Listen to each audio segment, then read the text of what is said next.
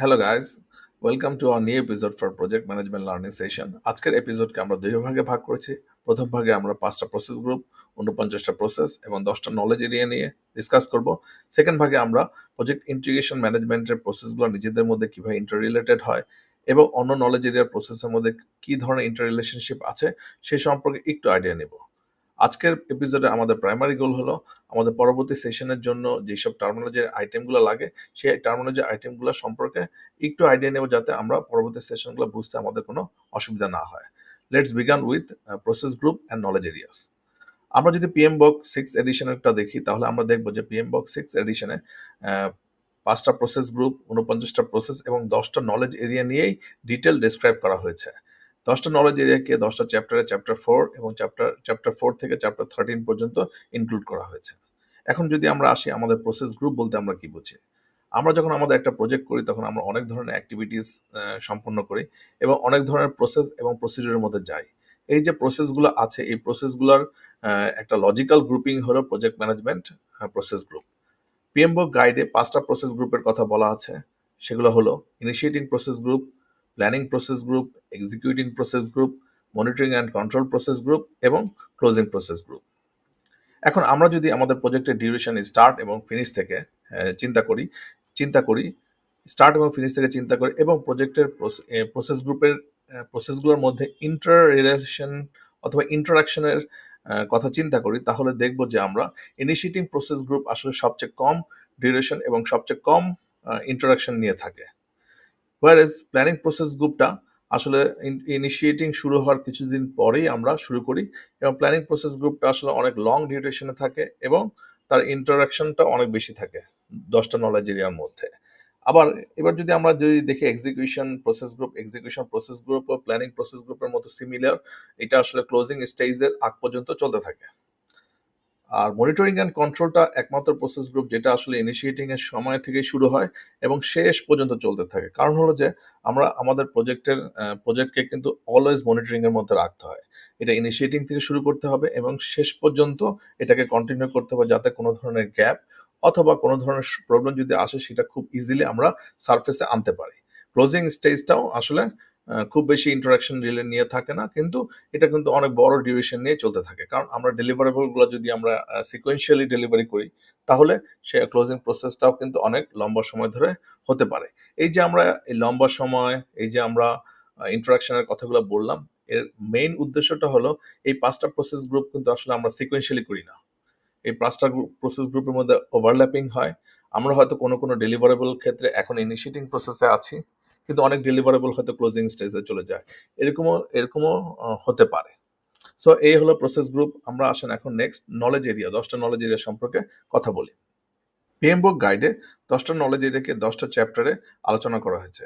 10টা knowledge area হলো project integration management, project scope management, project schedule management, project cost management, project quality management, project resource management, project communication management, project risk management, project procurement management এবং project stake holder management.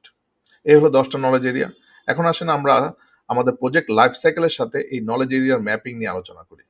আমরা যখন project life সাইকেলের definition আলোচনা করেছিলাম তখন আমরা বলেছি একটা প্রজেক্ট লাইফ সাইকেল হলো অনেকগুলো ফেজের সিকোয়েন্সিয়াল অ্যাক্টিভিটিস। আমরা একটা প্রজেক্টকে অনেকগুলো ফেজে ভাগ করতে পারি। সেই আলোচনা থেকেই আমরা যদি আসি, তার মানে আমরা একটা প্রজেক্টকে অনেকগুলো ফেজে ভাগ করতে পারবো। যদি আমরা ধরে নিই যে আমরা আমাদের প্রজেক্টগুলোকে 4টা ফেজে ভাগ করলাম, এই 4টা ফেজেই কিন্তু প্রতিটা ফেজে 5টা প্রসেস গ্রুপকে নিয়ে আলোচনা করা যাবে। প্রতিটা ফেজেই 5টা প্রসেস গ্রুপ থাকবে। এই প্রসেস গ্রুপগুলো প্রতিটা ফেজের জন্য অ্যাপ্লিকেবল। আবার প্রতিটা ফেজেই এই 5টা প্রসেস গ্রুপ থাকবে এবং 49টা প্রসেস থাকবে, যেটা এই 49টা প্রসেস 10টা নলেজ এরিয়ার মধ্যে ডিস্ট্রিবিউটেড হবে। এই হলো ম্যাপিং। তার মানে আমরা আমাদের প্রজেক্ট লাইফ সাইকেলের যে ফেজগুলো আছে প্রতিটা ফেজে আমরা 10টা নলেজ এরিয়া পাবো এবং 10টা নলেজ এরিয়ার মধ্যে 5টা প্রসেস গ্রুপ এবং 49টা প্রসেসকে ডিস্ট্রিবিউট অবস্থায় পেয়ে যাব। এখন আমরা যে এই যে 49টা প্রসেস বললাম, এই প্রসেসের মধ্যে প্রসেস বলতে আসলে কি বোঝাচ্ছে?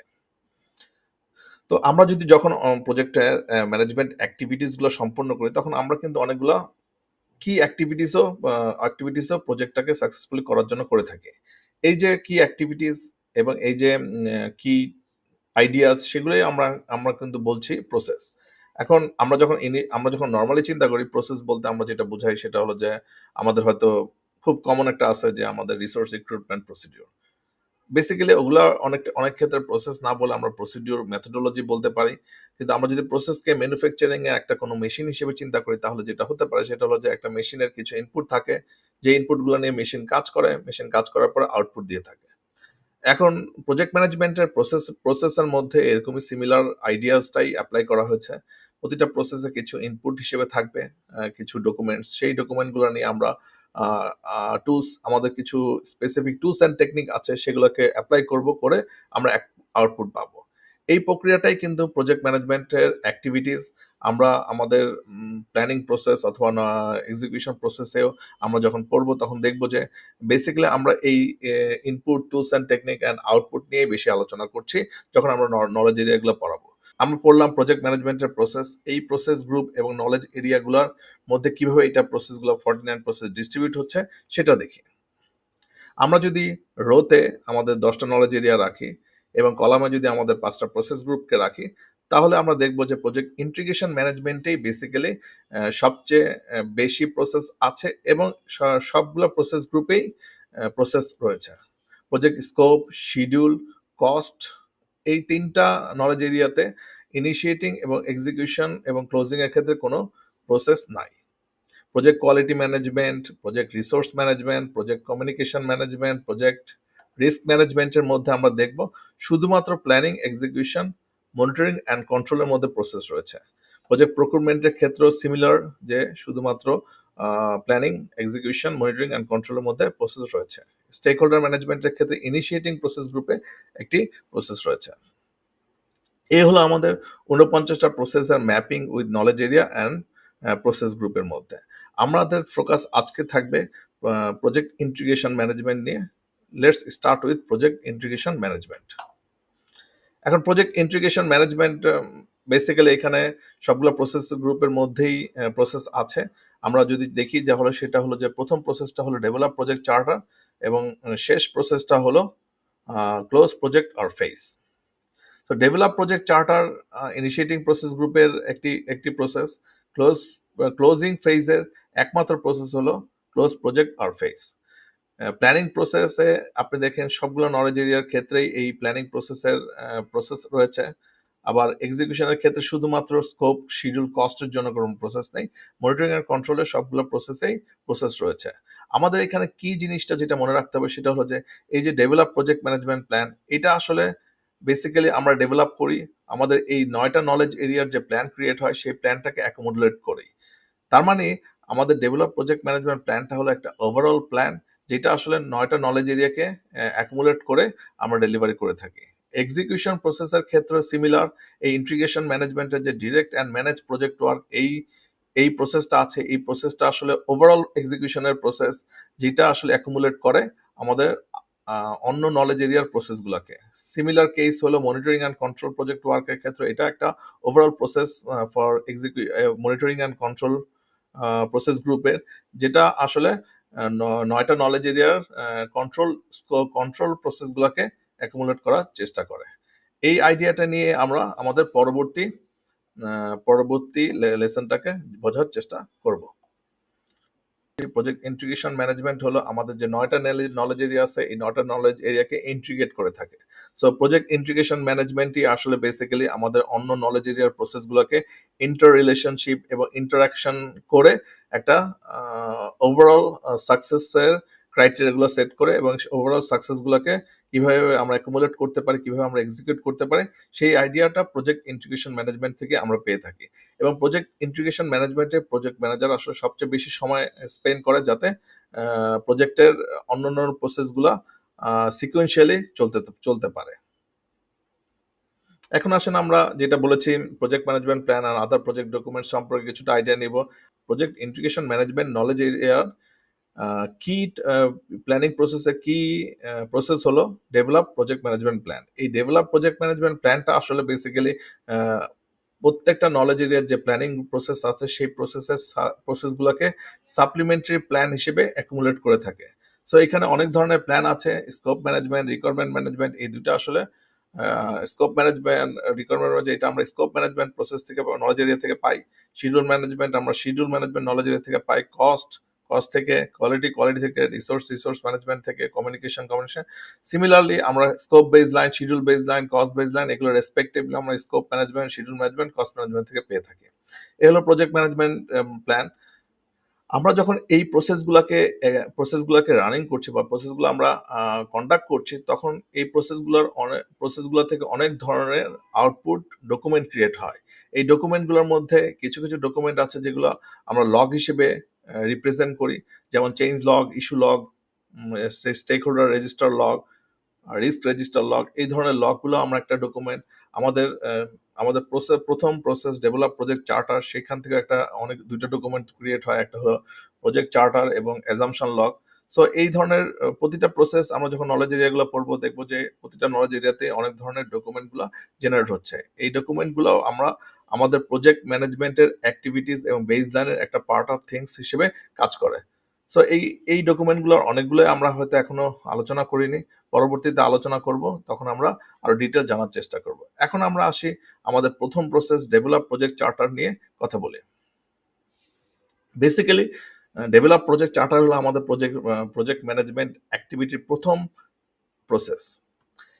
কেন এই প্রসেসটা খুবই গুরুত্বপূর্ণ? কারণ এই প্রসেসের মাধ্যমে অর্গানাইজেশন অথবা স্পন্সররা অর্গানাইজেশন সকলের কাছে প্রজেক্ট ম্যানেজারকে ইন্ট্রোডিউস করে, যে এ হলো মিস্টার আনিস হলো এই প্রজেক্টের প্রজেক্ট ম্যানেজার। সো সে তাকে প্রপার সাপোর্ট দেওয়ার জন্যই আসলে বেসিক্যালি অর্গানাইজেশন ওভারঅল একটা ডিক্লারেশন দেয় যে এই প্রজেক্টের জন্য প্রজেক্ট ম্যানেজার হলো mister x.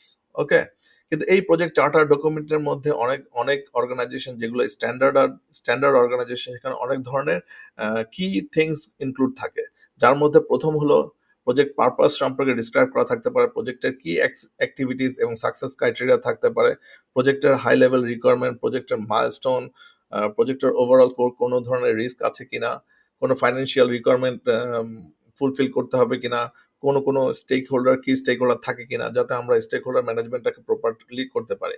Basically project charter হলো ফার্স্ট ডকুমেন্ট, যেই ডকুমেন্ট দিয়ে প্রজেক্ট ম্যানেজার তার প্রজেক্টটা স্টার্ট করার সুযোগ পায় এবং লার্ন করার চেষ্টা করে যে আসলে প্রজেক্টের স্টেক হোল্ডার কারা আছে, প্রজেক্টের অ্যাক্টিভিটিসগুলো কি হতে পারে, প্রজেক্টের কি স্টেক হোল্ডার কোন গ্রুপ, প্রজেক্টের মাইলস্টোন কি আছে, প্রজেক্টের জন্য কোনো কস্ট বাজেট ধরা আছে কিনা, এই সম্পর্কে একটা আইডিয়া নিয়ে শুরু করে প্রজেক্টের অন্য প্রসেসগুলোকে।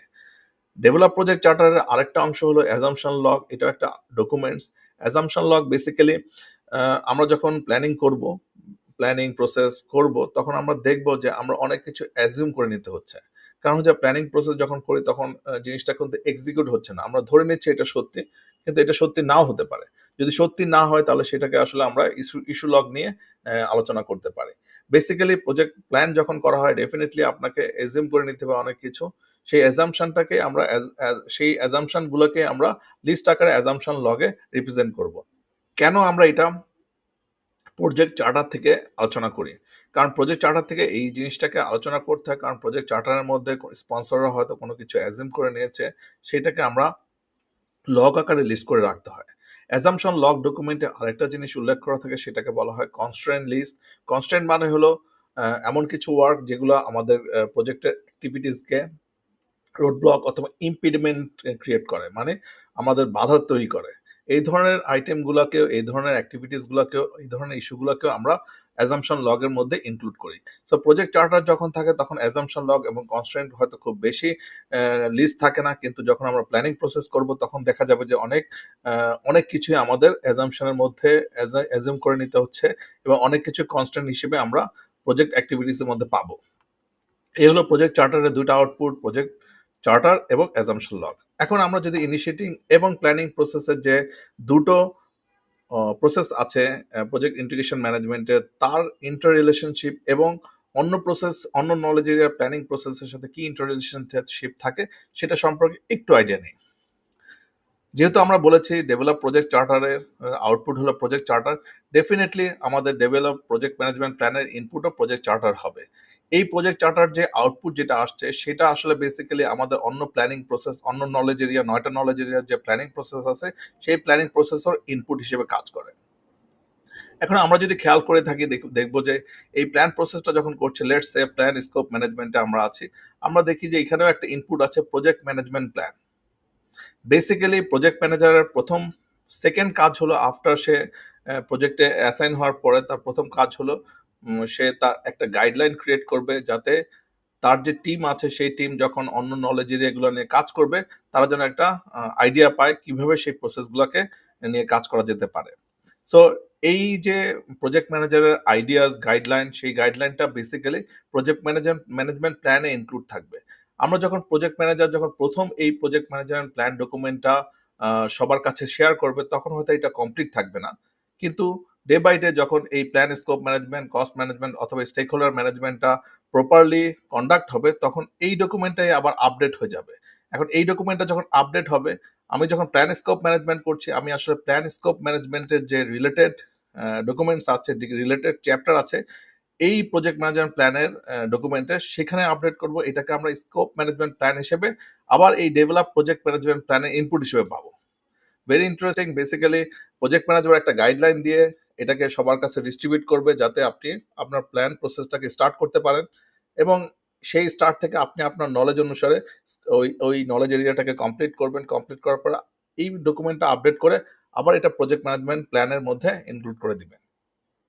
প্রজেক্ট ম্যানেজারের কাজ হলো ওয়ান্স এই প্রতিটা প্ল্যান শেষ করে হয়ে যাবে, প্রতিটা নলেজ এরিয়ার প্ল্যানিং প্রসেস শেষ হয়ে যাবে, এই ডেভেলপ প্রজেক্ট ম্যানেজমেন্ট প্ল্যানটাকে অ্যাপ্রুভ করে নেবে তার স্পন্সর অথবা অর্গানাইজেশনের বডি যে রেসপন্সিবল এই প্রজেক্টের প্ল্যানটাকে অ্যাপ্রুভ করা। এই প্ল্যানটা যখন অ্যাপ্রুভ হয়ে যাবে তখন বেসিক্যালি এটাকে আমরা প্রজেক্টের বেসলাইন হিসেবে কনসিডার করব।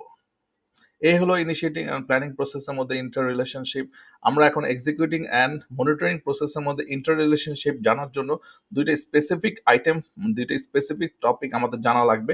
সেই দুইটা স্পেসিফিক টপিক নিয়ে কথা বলবো। আমরা যখন এক্সিকিউশন প্রসেস করছি, এক্সিকিউশনের প্রসেসগুলোকে কন্ডাক্ট করছি, তখন আমরা দেখব যে অনেক ধরনের ডেটা জেনারেট হয়। এখন এই ডাটা বলতে কি বোঝাচ্ছি? এই ডাটাগুলো যখন অর্গানাইজেশনের process group, monitoring and control process গ্রুপের ইনপুট হিসেবে ওই প্রসেস গ্রুপে থাকবে, তখন সেটা আউটপুট হিসেবে ইনফরমেশন ক্রিয়েট হবে, এবং এই ইনফরমেশনটা নিয়ে আমরা আসলে প্রজেক্টের জন্য একটা রিপোর্ট জেনারেট করব। এই যে তিনটা টার্মস বললাম, work performance data, work performance information এবং ওয়ার্ক পারফরমেন্স রিপোর্ট বলতে কি বোঝায় আমরা সেটা সম্পর্কে জানার চেষ্টা করব। এখন work performance data execution process থেকে জেনারেট হয়। আমরা যদি একটা এক্সাম্পল হিসেবে সেট করি, লেটস সে আপনার একটা প্রজেক্ট আছে যেখানে 20 তলা বিল্ডিং করা লাগবে। এখন 20 তলা বিল্ডিং করার জন্য আপনার একটা ডিজাইন আছে, আপনার একটা কস্ট এস্টিমেট আছে প্রতিটা তালার জন্য এবং আন্ডারগ্রাউন্ডের জন্য, এবং আপনার প্রতিটা ফ্লোরের ওয়্যারিং, জানালা বা কাঠের কাজ, আসবাবপত্রের কাজ, এই ধরনের কাজের জন্য আপনার ডেফিনেটলি অ্যাক্টিভিটিস এবং কস্ট বাজেট এবং ডিউরেশন ধরা আছে, এবং প্রতিটা ফ্লোর করতে কি ধরনের রিস্ক আছে সে সম্পর্কে আপনার একটা, কারণ আপনি যত উপরে যাবেন রিস্ক কিন্তু তত বাড়তে থাকবে, তাই না? সো এই রিস্ক ম্যানেজমেন্ট প্ল্যানটাও আপনার আছে। আমরা ধরে নিচ্ছি আপনার একটা স্কোপ, কস্ট, শিডিউল সম্পর্কে একটা আইডিয়া দেওয়া আছে 20 তলা বিল্ডিং এর জন্য। এখন আপনি যখন কাজটা করছেন, আপনার কাছে ইনফরমেশন, আপনার কাছে ডেটা আসলো যে আপনি 10 তলা পর্যন্ত কাজ শেষ করে ফেলেছেন, 6 মাসে 10 তলা পর্যন্ত কাজ শেষ করে ফেলেছেন। এখন এই যে 10 তলা কাজ পর্যন্ত কাজ করেছেন, এটা কস্টের ক্ষেত্রে কতটুকু, কস্ট ম্যানেজমেন্টের ক্ষেত্রে কতটুকু কাজ সম্পন্ন হয়েছে, শিডিউল ম্যানেজমেন্টের কত ডিউরেশন হওয়ার কথা ছিল, রিস্ক কোন রিস্কগুলোকে অবসোলুট করে ফেলেন, কোন রিস্কগুলো সামনে আসবে এখন ট্রিগার করবে। এই যে কনটেক্সচুয়াল ডাটাকে আমি কনটেক্সট করছি কস্ট, শিডিউল, রিস্ক অথবা অন্যান্য নলেজ এরিয়ার ক্ষেত্রে, এটাই আসলে ইনফরমেশন। এই ইনফরমেশনটা কন্ট্রোলিং প্রসেস থেকে আসে, 9টা নলেজ এরিয়া থেকে আসে। এই ইনফরমেশনটা তখন ইন্টিগ্রেশন ম্যানেজমেন্টের যে মনিটরিং অ্যান্ড কন্ট্রোল প্রসেস আছে সেই প্রসেসের ইনপুট হিসেবে কাজ করে রিপোর্ট আকারে বের হয়। এখন এই রিপোর্ট বলতে বোঝাচ্ছি যখন আপনি মনিটরিং অ্যান্ড কন্ট্রোলে থাকবেন, আপনি আপনার ইনফরমেশনটাকে নিয়ে আপনি প্রজেক্ট বেসলাইনের সাথে কম্পেয়ার করবেন, রাইট?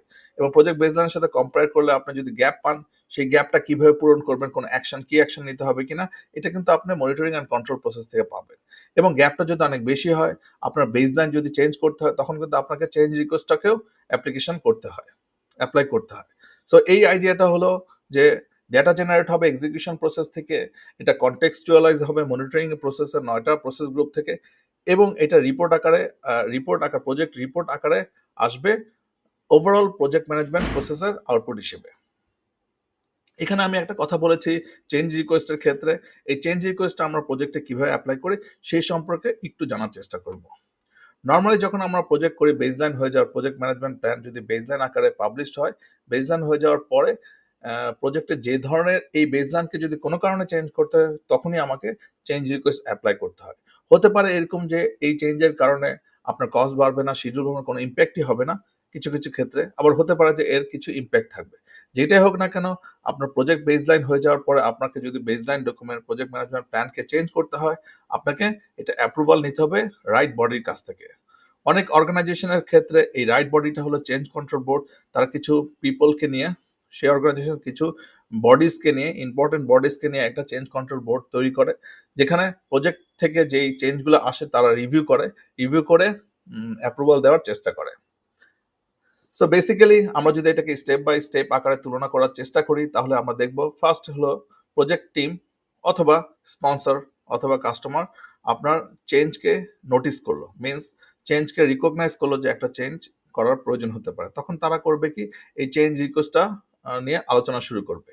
এটাকে আমি বলছি যে চেঞ্জ রিকোয়েস্ট অ্যাপ্লিকেশন। যখন চেঞ্জ রিকোয়েস্ট অ্যাপ্লাইড হলো, তখন আপনার সেকেন্ড কাজ হলো যে এটাকে এর ইম্প্যাক্ট অ্যানালাইসিস করা। নর্মালি যেটা হয় যে আমরা চেঞ্জ রিকোয়েস্টকে ইম্প্যাক্ট অ্যানালাইসিস না করে, অনেক ক্ষেত্রে যেটা হয় সেটা হলো যে আমরা চেঞ্জ রিকোয়েস্টকে 360 ডিগ্রি রিভিউ না করে অ্যাপ্রুভ করে দিই। তখন দেখা যায় আমরা হয়তো শিডিউলকে নিয়ে টু মাচ কনসার্ন ছিলাম, কিন্তু কস্ট যে বেড়ে গেছে এটা আমরা খেয়াল করিনি। আমরা কস্ট অথবা শিডিউল অথবা আমরা স্কোপ নিয়ে টু মাচ কনসার্ন ছিলাম, কিন্তু এখানে যে একটা বিগ রিস্ক চলে আসছে সেটা সম্পর্কে আমাদের আইডিয়া থাকে না। সেজন্য প্রজেক্ট টিমের কাজ হলো যে কোনো চেঞ্জ যেখান থেকে আসুক না কেন, আপনাকে ইম্প্যাক্ট অ্যানালাইসিস করবে প্রতিটা নলেজ এরিয়া ধরে ধরে। তার মানে কস্টের জন্য এর ইম্প্যাক্ট কি, শিডিউলের জন্য এর ইম্প্যাক্ট কি, কোয়ালিটির ক্ষেত্রে এর ইম্প্যাক্ট কি আসবে, সবগুলো ইম্প্যাক্ট নিয়ে আলোচনা করা এবং সবগুলো ইম্প্যাক্টে অ্যানালাইসিস করে বের করা যে কি ধরনের ইম্প্যাক্ট আছে। সেই ইম্প্যাক্টটা নিয়ে বেসলাইন কি কি চেঞ্জ করতে হবে, প্রজেক্ট ম্যানেজমেন্ট প্ল্যানে কি কি চেঞ্জ করতে হয়, স্পেসিফিকলি আইডিয়া নিয়ে রিভিউ করে তারপরে এই চেঞ্জ রিকোয়েস্টটাকে আমরা সাবমিট করি সিসিবির কাছে। সিসিবি আসলে আলটিমেটলি তারাই রেসপন্সিবল, আর তারা চেঞ্জটাকে অ্যাপ্রুভ করবে নাকি রিজেক্ট করবে। অনেক ক্ষেত্রে দেখা যায় যে সিসিবি বোর্ডও আবার রিভিউ করে দেখে যে তার যে বেসলাইন আছে, বেসিক্যালি আমি বেসলাইন বা তার যে কন্টিনজেন্সি রিজার্ভ আছে তার হাতে, সেই রিজার্ভের মধ্যে আমার চেঞ্জ রিকোয়েস্টটা অ্যাপ্লিকেবল হয় কিনা। যদি রিজার্ভের মধ্যে থাকে সে তখন অ্যাপ্রুভ করে, যদি দেখে যে না এটা আসলে কন্টিনজেন্সির মধ্যে থাকে না, তখন সে ম্যানেজমেন্টের কাছে যায় ম্যানেজমেন্ট রিজার্ভ থেকে ওই চেঞ্জটাকে অ্যাকোমোডেট করার জন্য। বেসিক্যালি চেঞ্জ কন্ট্রোল বোর্ডের কাজই হলো তার স্পন্সর অথবা অর্গানাইজেশনের বডির কাছ থেকে অ্যাপ্রুভাল নেওয়া, প্রজেক্টের যে চেঞ্জ রিকোয়েস্ট আসছে সেটা ইম্প্যাক্টটাকে অ্যানালাইসিস করে চেঞ্জটাকে অ্যাপ্রুভ করা। যখনই এই অ্যাপ্রুভালটা হয়ে যাবে, মনে রাখতে হবে এইটা আবার এক্সিকিউশন প্রসেসে চলে আসবে, কারণ হচ্ছে আমাদের যে প্রজেক্ট বেসলাইন ছিল সেটা চেঞ্জ হয়ে গেল যখনই চেঞ্জ রিকোয়েস্টটা অ্যাপ্রুভাল হবে। সো এই দুইটা টার্ম মনে রাখতে হবে। একটা হলো ওয়ার্ক পারফরমেন্স ডাটা এক্সিকিউশন প্রসেসের থেকে আসে, এটা প্রায় মনিটরিং এন্ড প্রসেস গ্রুপে ইনফরমেশন হিসেবে আউটপুট আসে, এবং ওভারঅল মনিটরিং এন্ড প্রসেস গ্রুপের আউটপুট হিসেবে চেঞ্জ ওয়ার্ক পারফরমেন্স রিপোর্টটা আসে। চেঞ্জ কন্ট্রোল বোর্ডের কাজ হলো আমরা যে কোনো চেঞ্জকে রিভিউ করে ইম্প্যাক্ট অ্যানালাইসিস করে অ্যাপ্রুভাল দেওয়া অথবা রিজেক্ট করা। ঠিক আছে? এখন যদি আমরা দেখি যে আমাদের যে এক্সিকিউশন এবং মনিটরিং অ্যান্ড কন্ট্রোলের যে প্রসেসগুলো আছে সেই প্রসেসগুলোর মধ্যে ইন্টার রিলেশনশিপ, তাহলে আমরা দেখব যে direct and manage project work থেকে আমরা ডেলিভারেবল পাই, ওয়ার্ক পারফরমেন্স ডাটা পাই। এটা বেসিক্যালি অনেকগুলো মনিটরিং অ্যান্ড কন্ট্রোলের প্রসেসের ইনপুট হিসেবে চলে আসে। এখন এই ইনপুট থেকে আমরা আসলে ওয়ার্ক পারফরমেন্স ইনফরমেশন পাই, যেই আলোচনাটা আমি কিছুক্ষণ আগে করেছি, ওয়ার্ক পারফরমেন্স ইনফরমেশন পাই। এটা overall monitoring and control project ওয়ার্কের ইনপুট হিসেবে আসে। যখন ইনপুট হিসেবে আমরা গ্যাপটা অ্যানালাইসিস করে আমরা দেখি যে আমাদের কোনো চেঞ্জ রিকোয়েস্ট করা লাগবে কিনা। যদি আমাদের চেঞ্জ রিকোয়েস্ট করা লাগে তখন আমরা চেঞ্জ রিকোয়েস্ট করবো। এটা আসবে পারফর্ম ইন্টিগ্রেটেড চেঞ্জ কন্ট্রোলের কাছে। এই পারফর্ম ইন্টিগ্রেটেড চেঞ্জ কন্ট্রোলের মধ্যে সিসিবি থাকবে। সিসিবি এটাকে রিভিউ করে অ্যাপ্রুভাল দিবে, অথবা সে যদি অ্যাপ্রুভাল না দিতে পারে এটা চেঞ্জ লগে আপডেট করে দিবে। এটা কিন্তু আবার আমাদের ডিরেক্ট অ্যান্ড ম্যানেজ প্রজেক্ট ওয়ার্কের ইনপুট হিসেবে থাকবে। ঠিক আছে? সো এটা অনেকটা লুপিং সিস্টেমের মধ্যে এটা চলতে থাকবে আনটিল আমাদের ফাইনাল ডেলিভারেবলটা আমরা আমাদের কাস্টমারকে ডেলিভারি হিসেবে না দিচ্ছি। ঠিক আছে? এখানে আরেকটা প্রসেসের কথা আমরা হয়তো ইগনোর করছি, সেটা হলো প্রজেক্ট নলেজ ম্যানেজমেন্ট। এই নলেজ ম্যানেজমেন্ট একটা অ্যাডিশনাল প্রসেস। বেসিক্যালি এই আইডিয়াটা হলো যে আপনি আপনার অর্গানাইজেশনের জন্য প্রজেক্টের যে নলেজ আছে সেটা শেয়ার করে দিবেন। আপনার একটা ইন্টিগ্রেটেড ডাটাবেস রাখবেন, যে ইন্টিগ্রেটেড ডাটাবেস আপনার অর্গানাইজেশনের আপনার প্রজেক্টের যে নলেজগুলো আছে সেটা যাতে সহজে রিট্রাইভ করার সুযোগ পায়। ঠিক আছে? এ হলো এক্সিকিউশন আর মনিটরিং এর প্রসেস গ্রুপের মধ্যে ইন্টার রিলেশনশিপ। আমরা এখন আমাদের লাস্ট প্রসেস গ্রুপ ক্লোজিং। এখানে বেসিক্যালি একটাই প্রসেস আছে, সেটা হলো close project or phase. Okay, integration ম্যানেজমেন্টে, বাট এর মধ্যে কিছুটা ইন্টার রিলেশনশিপ আছে আদার নলেজ এরিয়া এবং অন্য নলেজ এরিয়ার মধ্যে, নিজেদের অন্য নলেজ এরিয়ার মধ্যে। সো আমরা যদি আবার একটু রিভিউ করি, direct and manage project work থেকে আমরা ওয়ার্ক পারফরমেন্স ডাটা পাই এবং ডেলিভারেবল পাই। এই ওয়ার্ক পারফরমেন্সের ডাটা এবং ডেলিভারেবল মিনস আপনি আপনি একটা প্রজেক্টের একটা ডেলিভারেবল রেডি করছেন কাস্টমারের জন্য।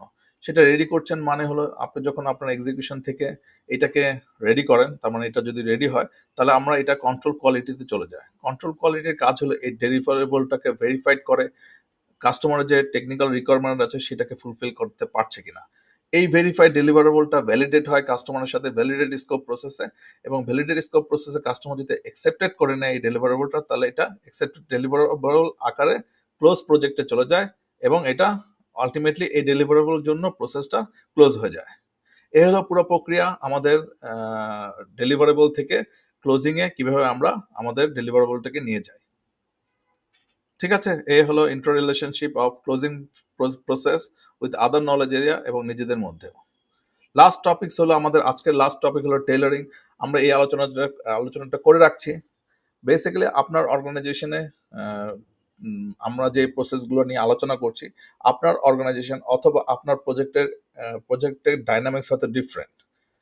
সে ফর এক্সাম্পল আপনার অর্গানাইজেশন একটা প্রজেক্ট পেলো কাস্টমারের কাছ থেকে, যে প্রজেক্টটা আপনাকে আসলে পারচেস করতে হবে অন্য একটি কোম্পানির কাছ থেকে। সেই ক্ষেত্রে আপনার অর্গানাইজেশনের কোনো প্রজেক্ট ম্যানেজমেন্ট প্রসেসের প্রয়োজনীয়তা খুব বেশি পড়ছে না, শুধুমাত্র প্রকিউরমেন্ট ম্যানেজমেন্ট ছাড়া। কিন্তু আপনার এই প্রজেক্টে যে অর্গানাইজেশন পারচেস করছে বা যে অর্গানাইজেশন ডেলিভারি করবে, তাকে কিন্তু প্রজেক্ট ম্যানেজমেন্টের প্রসেসগুলোকে নিয়ে কাজ করতে হবে। বেসিক্যালি আইডিয়াটা হলো আপনি আপনার রিকোয়ারমেন্ট অনুসারে আপনি যে কোনো প্রসেসকে টেইলর করতে পারবেন নেসেসিটি অনুসারে। এই আইডিয়াটাই আপনাকে মনে রাখতে হবে। এই হলো আমাদের আজকের শেষ topics. Thanks for watching. Keep moving and see you in our next session. Thank you very much.